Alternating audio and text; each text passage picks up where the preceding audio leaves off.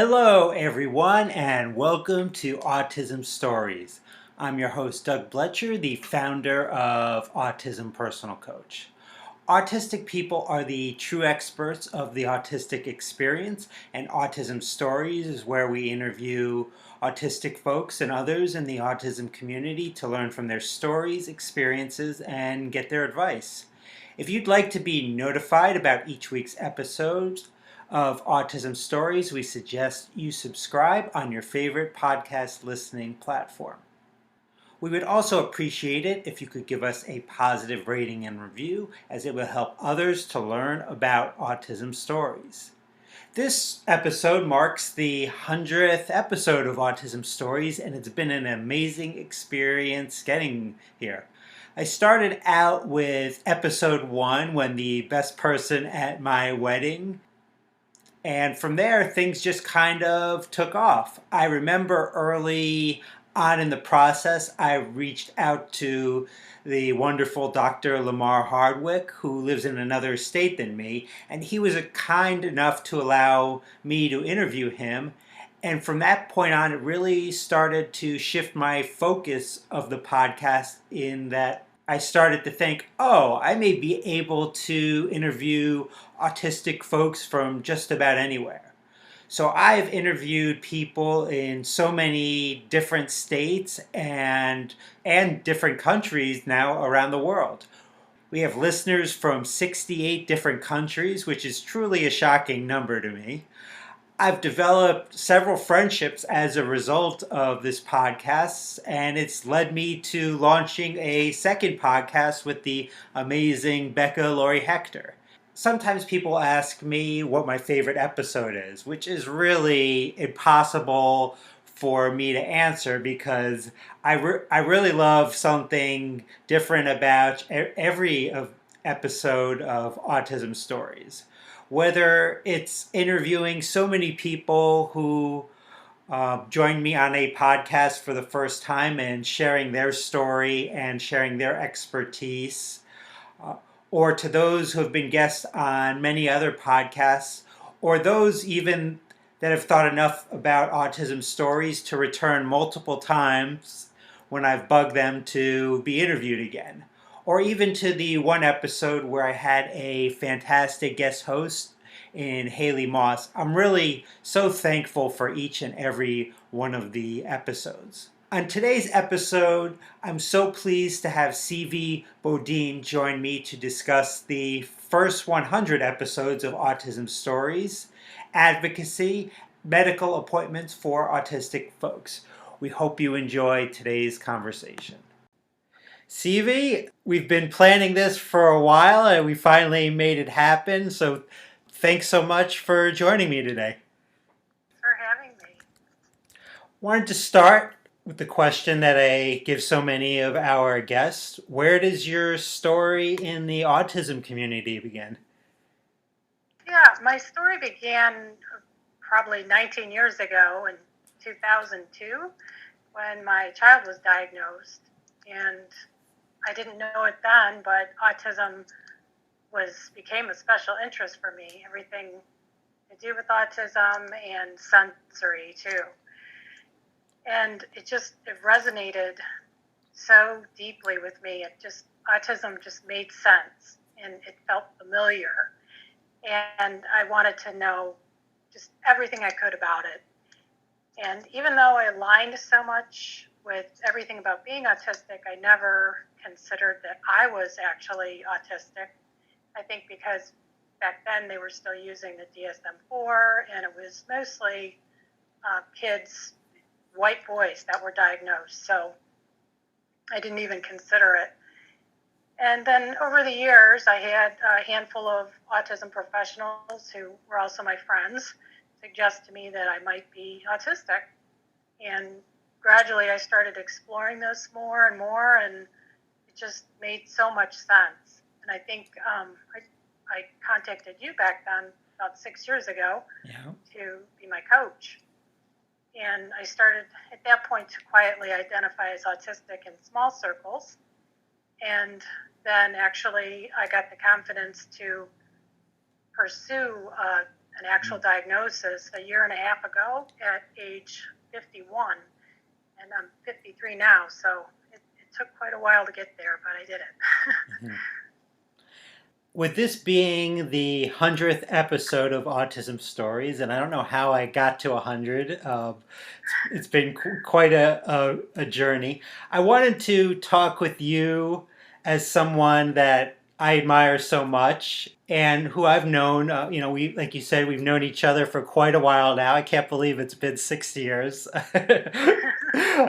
Things have changed, I think, a lot for both of us in both of our lives in that time. Uh, but I know you've listened to lots of our episodes, and you've given me some great feedback on so many of the episodes. So for you, what have been some of maybe the episodes or guests that you really kind of connected with? Well, first off, congratulations on your 100th episode. That's like amazing.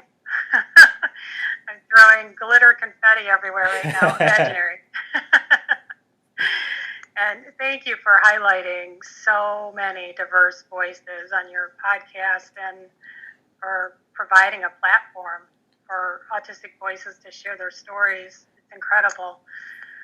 Favorite episodes?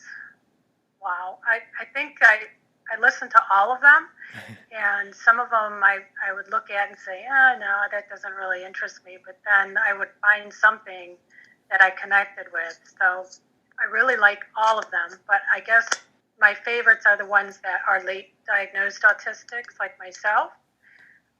Becca Laurie Hector is probably my favorite. She's authentic. She says it like it is. She drops a lot of F-bombs, which I just absolutely love about her. And I think you're the one that connected me with her, so thank you for that. I've gone on to take her course, too, on self-defined living, and it's just been life-changing. So she's definitely one of my favorites. But I also really love Rebecca Cavender and Marcy Ciampi and Bill Clifton Toll's episodes, too. They all just resonate so deeply with me in kind of a non-linear, non-space way that I just, I don't know, I just really resonate with all of their experiences. And at this point, who would you like to see me interview on Autism Stories that I haven't been fortunate enough to talk with yet? Boy, I really do like being surprised every Monday. And I love your ability to find such a variety of people with interesting stories. But I think my first kind of knee-jerk reaction is Sarah Salvaggi Hernandez, the Autistic OT.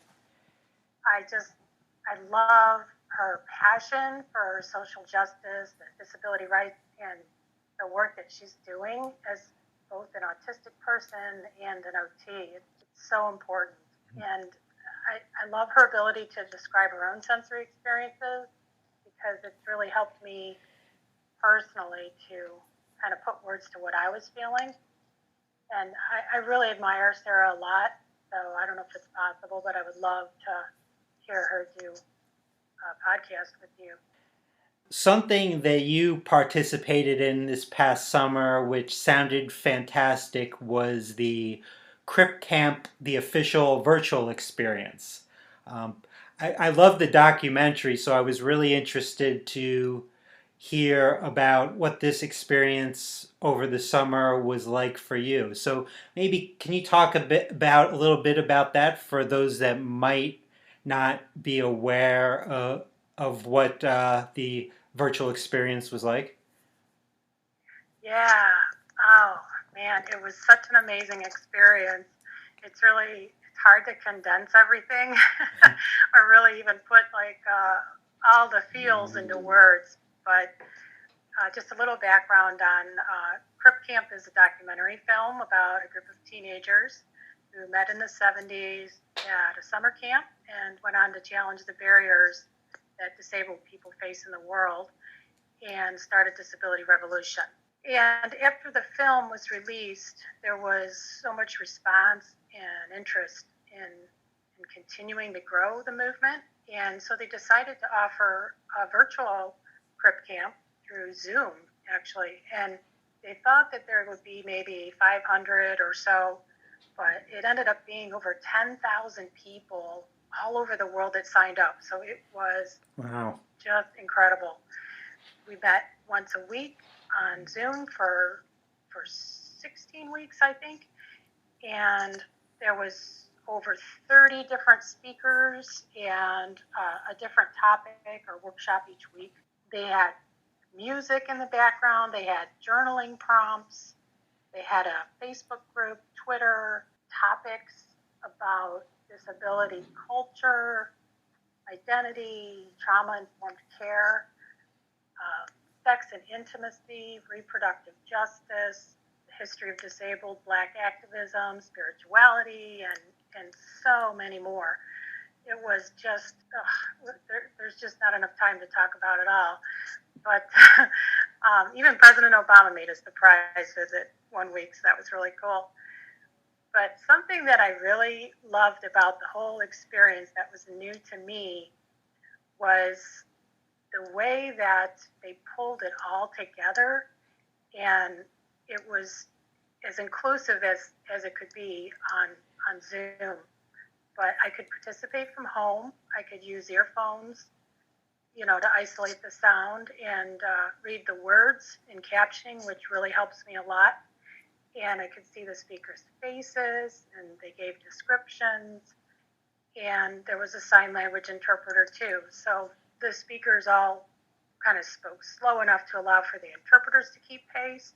And that allowed me to process and not fall behind, which happens a lot. I'll be like a couple sentences behind. And so this was a really new experience for me to be able to participate in a fully inclusive way and retain the information.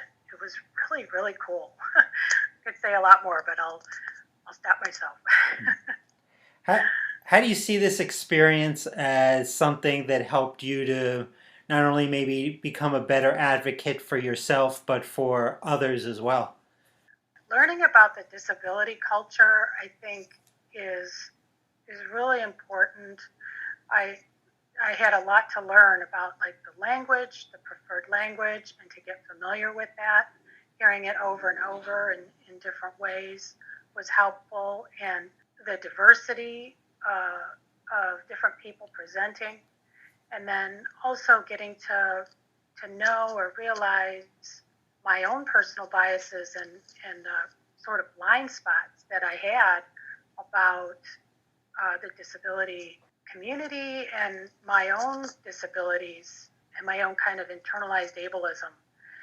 So after doing this, I started to get more comfortable in realizing what my needs were and asking for supports and becoming more vocal and also saying no to the things that I don't want to do.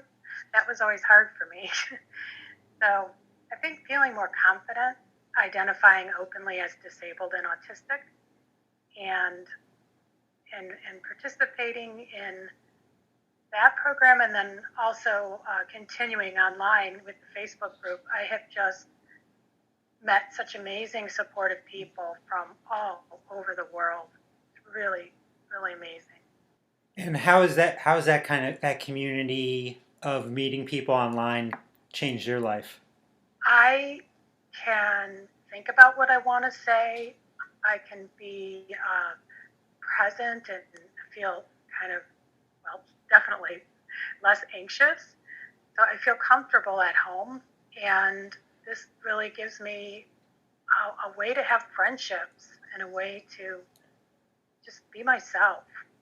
Thinking about the about advocacy before and after the Crip Camp, the official virtual experience, one of the things that we've talked privately on several occasions are the challenges that autistic and neurodiverse folks face in navigating the medical system. What are some of the barriers you see in this system that prevents neurodiverse people from getting their needs met way too often in these settings? Ooh, that's a big one. Such a great question. There's a lot to say about this.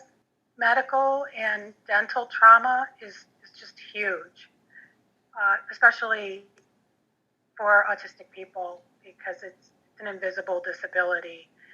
And the medical model is really set up for non-disabled people to access health care.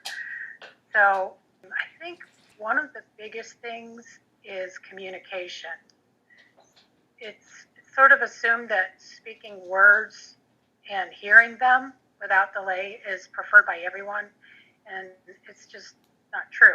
So asking the person right off the bat, how do you best process information? What is your preferred method of communication? I think this is so often missed. And if you look at it, like if someone only speaks Spanish and you only speak English, it's good to know this up front because otherwise, going forward, there's going to be a barrier. And, communication can be a big barrier for healthcare, and it can be life or death in some cases. So, if you have non-autistic doctors and nurses only providing communication or information in one way, and the autistic person communicates in a different way, there's going to be a breakdown. So another way that this sort of presents too is making phone calls. Some doctors only offer one option to schedule or to get refills or medical advice, and you have to call on the phone. And this is a huge issue for me personally, but also for a lot of my autistic friends. It's something that we avoid. Like we just don't want to do it.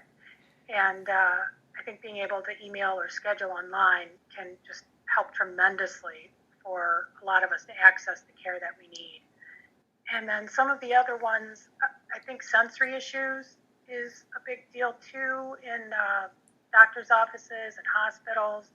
The bright lights, the sounds, the smells. It can cause, for me, sometimes it can cause me to almost lose my words and not be able to find the words that I need. And also, lack of eye contact can be misinterpreted. Like for me, as I've gotten older and I think more accepting of myself, I realized that if I look you in the eye, I'm not going to hear what you're saying. So I've started, looking down and being able to listen better. And this can be misinterpreted as I'm either lying or it's a trauma response.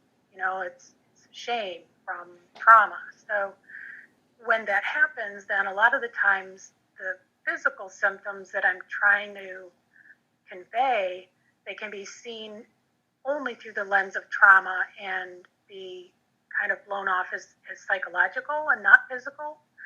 So the message that I've gotten over the years is almost to gaslight myself, like to ignore physical pain and not seek medical attention for it. So I think that there's a lot of layers of re-traumatization with medical appointments, and I hope that this can change as we move forward. It's 2020. The phone call, the dreaded phone call. It's amazing to me why, in so many instances, you still have that only option of making the phone call. I know. What about like in terms of like making appointments when you have to make that phone call? How often has that stopped you from just even making an appointment? I'm laughing because I haven't. I literally have avoided. I had a hip replacement, and I am supposed to have a follow-up, and I'm embarrassed to say it's been 3 years. I'm supposed to go every year, and I tell myself I'm going to call, and I can't. And I've tried to schedule online, but I don't get a response, even though some of the hospital systems are now offering that, where you can click and it'll say you put some dates in or whatever, but for some reason I don't get a reply back. So it's not going well. I don't know what the answer is there. Now, this year, so many medical appointments have moved to teletherapy appointments. How do you see this change in how it affects autistic people in these situations? Yeah, I can only speak for my own experience. I don't know if everyone prefers this way, but I certainly do. It uses way less spoons and energy. You know, going to a medical appointment plays out in my head a week, sometimes 2 weeks before, and I will be taking notes in my phone, practicing what to say, scripting, and just getting super anxious about the whole thing. And then, the day of the appointment, getting ready, driving there, all the bright lights, the smells, the noise, the people. By the time I get into the room and I'm sitting across from the doctor, I'm done. And my words will sometimes just rush out in an anxious lava form of nonsense. And it's extremely frustrating. So from home, I can eliminate all of that. And, my supports are in place. I can advocate better. I'm more present. And I think offering telehealth can benefit a lot of people to access health care, disabled or not. I hope that this will be able to continue after the vaccines and the pandemic kind of ease off, hopefully. Now, nothing about us without us is an important and a common saying in the disability community. If medical professionals are listening, what would be your message in how they can improve healthcare needs for those on the spectrum? Boy, it'd be really great if they could listen and read, watch, seek out resources from autistic people themselves. And we're everywhere online now: social media, blogs, YouTube videos, Twitter, and we want to share. We want to improve access to healthcare, and we want to talk to you. So I think a great place to start maybe would be just to Google the Autistic Self Advocacy Network. There's a lot of resources there. Another idea that I had was it would be so cool to have neurodiverse medical professionals openly practicing. I mean, how awesome would that be? Mm-hmm. Hiring neurodiverse people to work in medical settings and provide input and trainings and have them on staff to consult with issues, with emergency room visits or whatever. And I think that it's important for colleges too, for students that are going into the medical field. They need more training on neurodiversity. They really do. So maybe hiring autistic people to work at these colleges and universities to write curriculums and share their experiences, it would be really helpful. My message to medical professionals would be please, please, please, please don't speak for us without us. It's really, really important. Well, Seavie, I really appreciate you joining me today. There was only a couple of people I was thinking about in terms of being on kind of a milestone episode of Autism Stories. I'm not very good at celebrating milestones or if it's an accomplishment, any type of accomplishment. So thanks for being here today.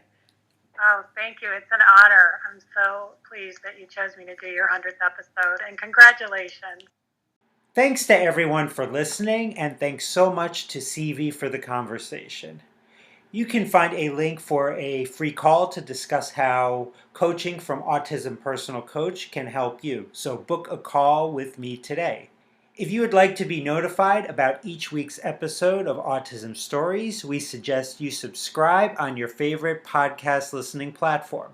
We would also appreciate it if you could give us a positive rating and review, as it will help others to learn about autism stories. On next week's episode of Autism Stories, Marcus Boyd joins us to talk about autistic advocacy. Talk to you then.